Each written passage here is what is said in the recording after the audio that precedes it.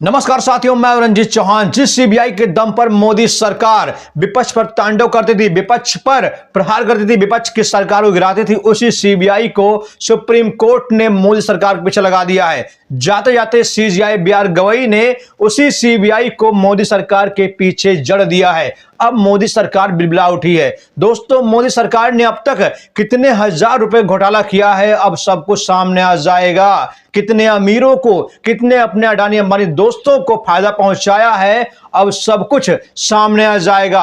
हो सकता है भविष्य में बहुत सारे उद्योगपति जेल भी जा सकते हैं, क्योंकि बीआर गवई ने एक ऐसा हथौड़ा जड़ा है जिसकी वजह से सरकार के साथ साथ उद्योगपति भी तड़फड़ा उठे हैं, बिलबिला उठे हैं। दोस्तों, मैं चाहता हूं इस खबर को ध्यान सुनिएगा। सीबीआई का दुरुपयोग अभी तक मोदी सरकार कर रही थी, लेकिन अब उपयोग सुप्रीम कोर्ट करने जा रहा है। सुप्रीम कोर्ट ने सीबीआई से कहा है कि तुम जांच एजेंसी हो, तुम देश के लिए काम करो, ना कि सरकार के लिए काम करो। तुम सरकार की बैसाखी बनकर ना काम करो। तुम्हें न्याय के लिए काम करना है। तुम्हें ऐसे लोगों को, भ्रष्टाचार को, ऐसे लोगों को एक्सपोज करना है जो देश का नुकसान कर रहे हैं, जो देश के गरीबों का खून चूस रहे हैं। इसीलिए सुप्रीम कोर्ट ने सीबीआई से कहा कि तुम अब वही करोगे जो हम कहेंगे। साथियों, सुप्रीम कोर्ट की एक ऐसी कार्रवाई जिसे देखकर आपका सीना भी गर्व से चौड़ा हो जाएगा। दोस्तों, मैं चाहता हूं इस खबर को ध्यान से सुनिएगा। दरअसल सुप्रीम कोर्ट के आदेश पर सीबीआई ने 47 ठिकानों पर छापेमारी की है और कम से कम 22 लोगों को अरेस्ट भी किया है, एफआईआर दर्ज भी की है। साथियों, 2014 के बाद से, जब से केंद्र में मोदी सरकार आई है, तब से कई उद्योगपतियों को फायदा पहुंचाया गया है। कई उद्योगपतियों को अरबों खरबों रुपए का फायदा पहुंचाया गया है। कई गरीबों का, कई हजार गरीबों का खून चूसा गया है, उन्हें मिट्टी मिला दिया गया है। लेकिन अब एक एक करके सभी परतें उखड़ेंगी। अब एक एक करके सबका हिसाब किया जाएगा। दोस्तों, देखिए, खबर है कि सीबीआई ने दिल्ली एनसीआर में बिल्डरों और वित्तीय संस्थानों के खिलाफ बड़ी कार्रवाई की है, जिसमें हजारों होम वायर्स को ठगा गया था। सुप्रीम कोर्ट के आदेश पर 22 एफआईआर दर्ज कर 47 ठिकानों पर छापेमारी की गई। यह कार्रवाई सबवेंशन स्कीम घोटाले से जुड़ी हुई है। दोस्तों, यह कार्रवाई तब हुई जब सुप्रीम कोर्ट में बीआर गवई जैसा जज आया है, और ये ठगी तब से हो रही है जब से केंद्र में मोदी सरकार आई है। 2014 के बाद से ये ठगी शुरू हो चुकी थी। मतलब कि दिल्ली के आसपास जितने भी शहर हैं, दिल्ली एनसीआर के आसपास जितने भी शहर हैं, जितने भी बिल्डर हैं, उन सभी ने केंद्र के साथ मिलकर जमकर ठगेबाजी की, जमकर धोखेबाजी की और जमकर हिंदुस्तानियों को नुकसान पहुंचाया है, उनके खून को चूसा है।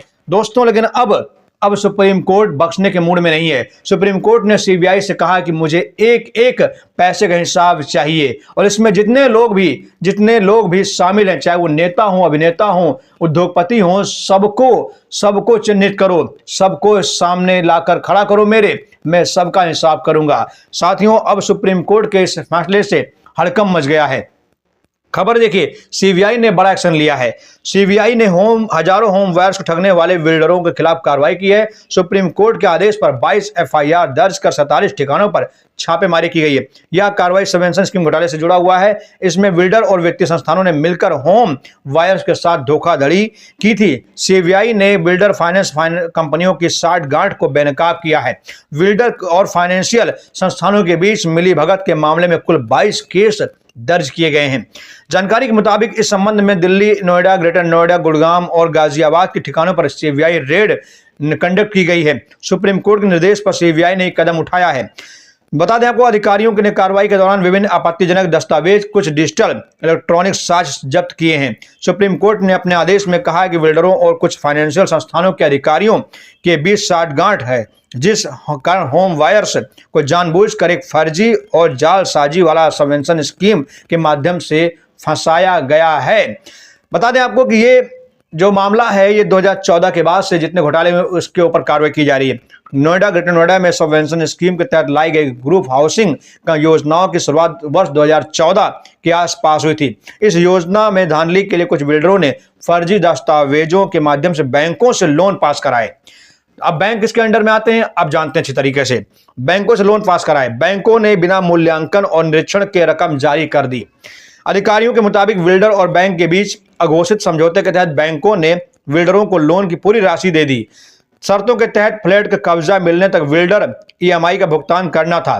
लेकिन कुछ समय बाद बिल्डरों ने ईएमआई देनी बंद कर दी, खरीदारों का फ्लैट भी नहीं दिए। इससे खरीदारों पर ईएमआई का बोझ भी आ गया और बड़ी संख्या में खरीदार डिफॉल्टर हो गए। कुछ वर्षों बाद इन योजनाओं को लाने वाले अधिकांश बिल्डर दिवालिया हो गए। दोस्तों, आप जानते हैं बैंक किसके अंडर में आते हैं? केंद्र के अंदर में बैंक आते हैं। लेकिन बैंक आजकल क्या कर रहे हैं? जो केंद्र के बैंक हैं वो क्या कर रहे हैं? केंद्र के बैंक बड़े बड़े उद्योगपतियों को लोन पास कर देते हैं, उनके कर्ज माफ कर देते हैं, लेकिन गरीबों का कर्ज माफ करने में इनकी नानी याद आ जाती है। हमारे आपके कर्ज माफ करने में इनकी नानी याद आ जाती है। अगर हम कर्जा लेते हैं और कर्जा माफ नहीं चुका पाते हैं तो ये बैंक हमारे घर पर नोटिस चिपका देते हैं, हमारे घर पर कुर्की लगा देते हैं, हमारे घर को ये बुलडोजर से ढवा देते हैं। लेकिन अमीरों कुछ नहीं कर पाते हैं। अमीर हजारों लाखों करोड़ रुपए जो है लोग कर्जा लेकर बैठते हैं और इनका कर्जा भी बैंक माफ कर देते हैं, क्योंकि ये उद्योगपति हमारे आपके मित्र नहीं है, ये उद्योगपति आपके सगे संबंधी नहीं है। ये उद्योगपति तो मोदी सरकार के सगे संबंधी हैं, और मोदी सरकार के सगे संबंधी होना ही अपने आप में बहुत बड़ी बात है, बहुत बड़ी बात है दोस्तों। मोदी सरकार के सगे संबंधी होना, समझ लीजिए कि आप इस देश के राजा हैं, इस देश के सब कुछ हैं। इसीलिए मोदी सरकार अब अपने उद्योगपतियों का कर्जा भी माफ कर देती है, उनको लोन भी पास करवा देती है, और लोन लेने के बाद उनको लोन भी चुकाना नहीं पड़ता है। इतनी छूट मिलती है। अगर आप मोदी सरकार के दोस्त हैं, मोदी सरकार के अगर आप सगे संबंधी हैं तो अब देखिए, दरअसल इस पूरी योजना के तहत इस समय नोएडा में हजारों लोग केंद्र के खराब योजनाओं के शिकार हो गए हैं, बैंकों के खराब नीतियों के शिकार हो गए हैं। हमारी जो जांच एजेंसियां थी, जो पहले काम कर रही थी, उनकी खराब जांच एजेंसियों, उनके खराब नियत और नीति के शिकार हो गए हैं। देखिए, लिखा होगा जनपद गौतम बुद्ध नगर समेत एनसीआर के लगभग 40 परियोजनाओं में हजारों फ्लैट खरीदार फंसे हुए हैं। नोएडा में स्पोर्ट सिटी घोटाले की भी जांच सीबीआई कर रही है। बीते एक महीने में 2 से 3 बार सीबीआई की टीम अथॉरिटी के ऑफिस में आ चुकी है।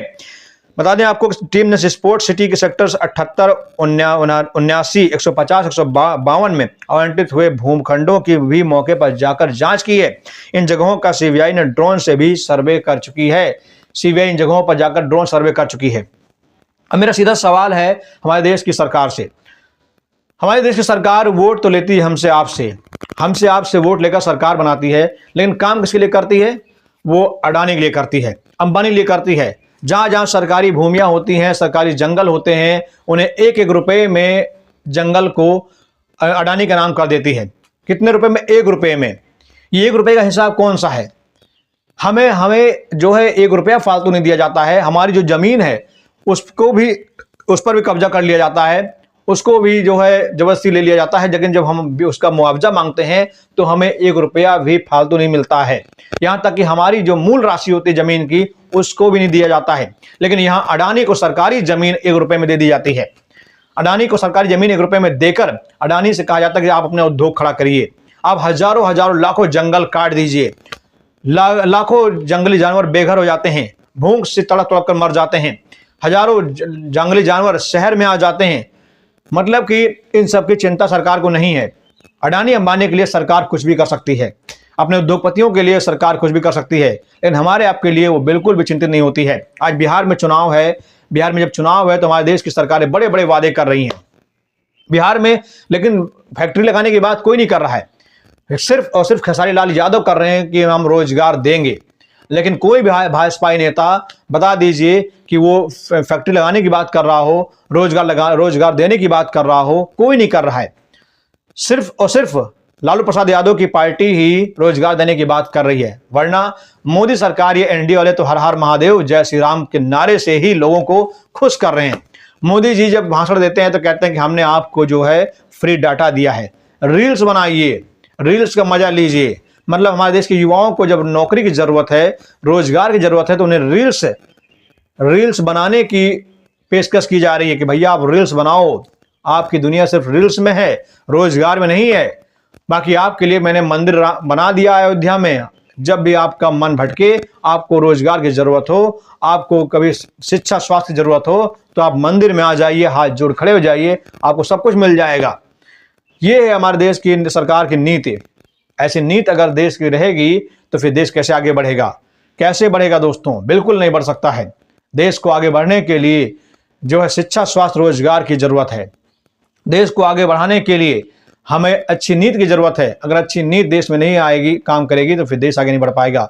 मेरा आपसे निवेदन है कि चैनल पर अगर नए हैं दोस्तों, हमारे चैनल सब्सक्राइब कर दीजिए, वीडियो को लाइक करिए, और अगर आप हमारी राय से सहमत हैं तो कमेंट बॉक्स में अपनी राय जरूर दीजिएगा। जय हिंद, जय भारत।